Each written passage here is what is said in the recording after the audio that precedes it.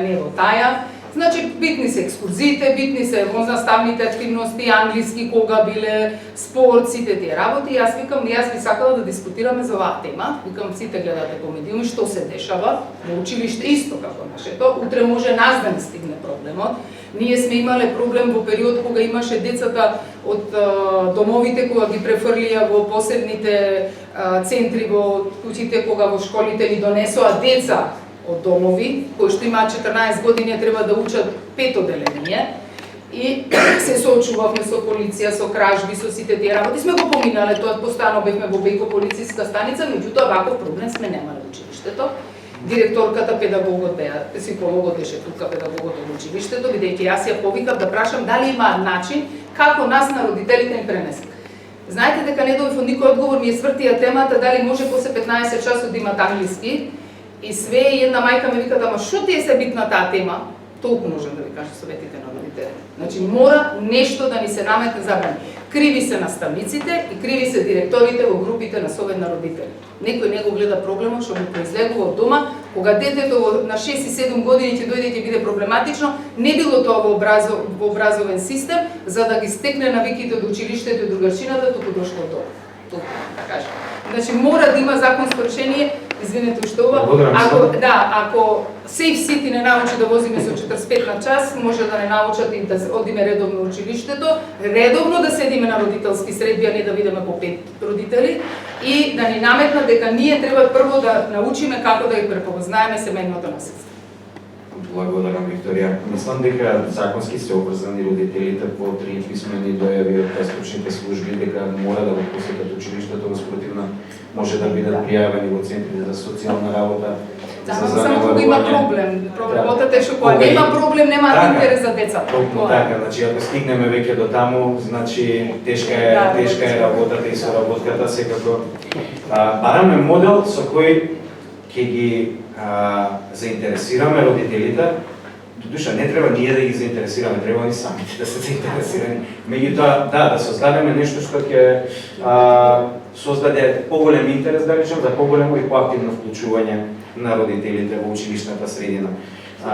Добро.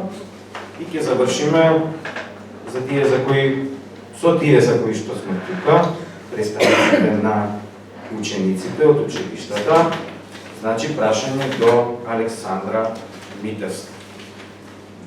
Александра, ако утре сте директорка, која е првата мерка што би ја вовеле за спречување на врсничко насилство? Многу тешко прашање. Ние мислевме лесно. Вака, јас ќе тргнам од делот да се гледам јас себе сега како ученик.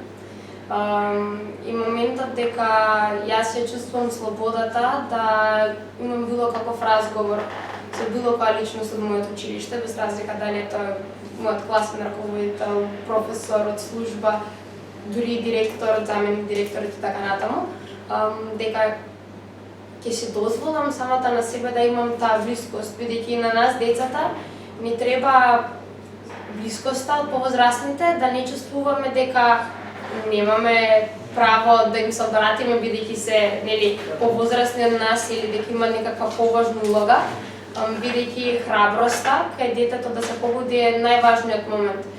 Ништо од ова нема да се случува ако сите од нас децата имаме храброста да си ги скажеме своите чувства, своите емоции, своите проблеми, бидејќи тоа е нешто најглавно што не спречува стравот дека ќе бидеме ние како деца погрешно сфатени или пак дека некој повозрасен ќе ни каже тоа е детски проблем, јас имам поголеми проблеми или тоа не е ништо ќе помине, додека нас тоа не мачи. Верувам дека јас ако бидам директорка, натаму дека ќе сакам првин да се постави таа блискост, јас да ставам помеѓу професорите, вработените во училиштата и помеѓу децата.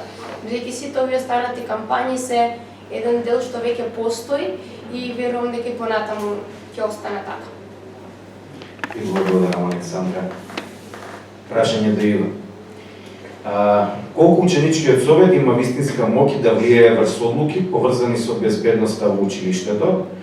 Каква поддршка и разбирање очекувате од возрастните и Министерството за образование и наука за суштински и континуирано да се слушнат вашите ставови? Благодарам на прашањето. Всушност, училишниот парламент е алка помеѓу учениците и службата и на некој начин тоа е мегафон на стишаниот слој. Така што всушност досегашните практики покажале навистина функционалност и се што ние сме побарали или сме издействувале навистина е спроведено во најкраток можен рок.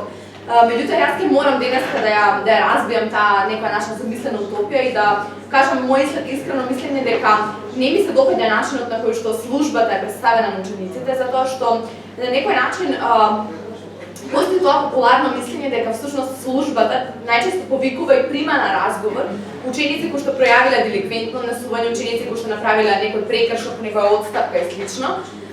И да, тоа е во ред. Реално таквото однесување заслужување или стручно насочување. Меѓутоа, што доколку ученик освои награда? Што доколку ученик, например, иницира нешто или поттикне некој друг ученик или направи некоја промена или некој гест во својата генерација?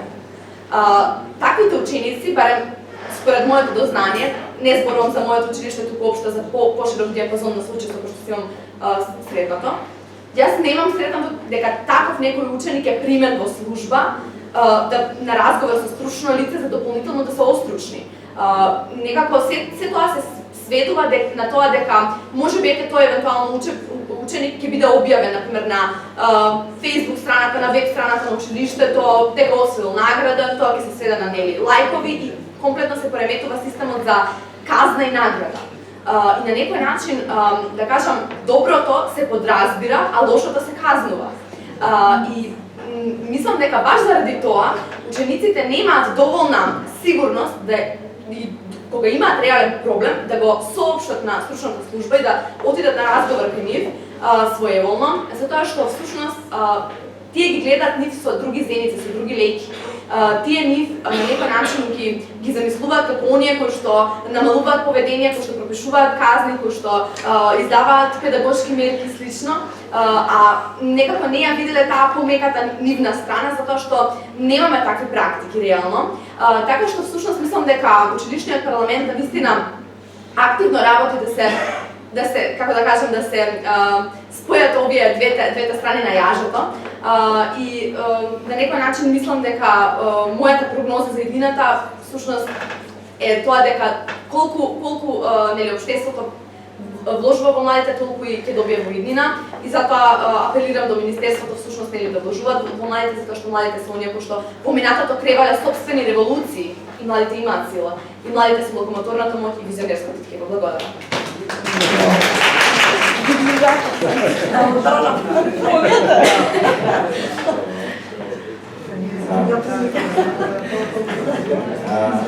Останат без зборови.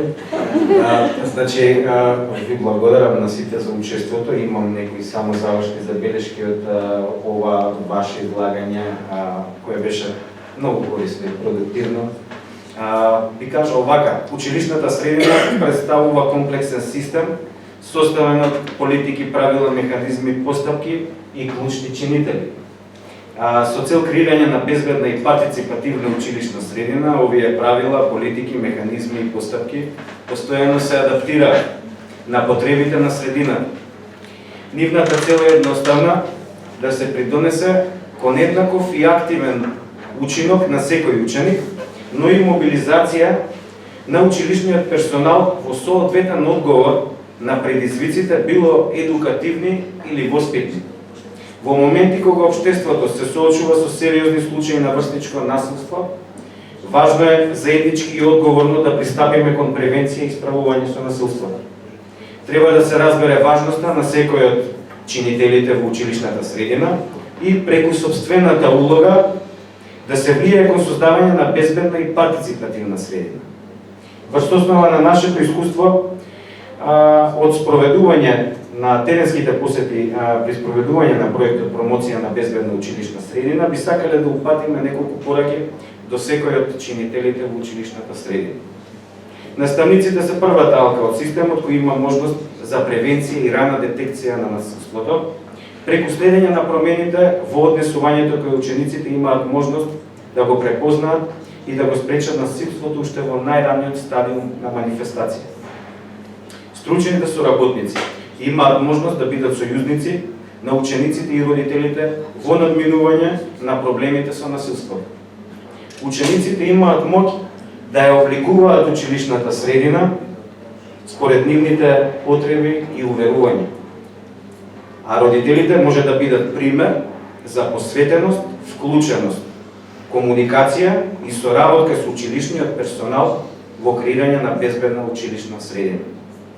Ви благодарам за одвоеното време и вашето присуство на денешната дискусија ученички активизам за безбедни училишта. Благодарам.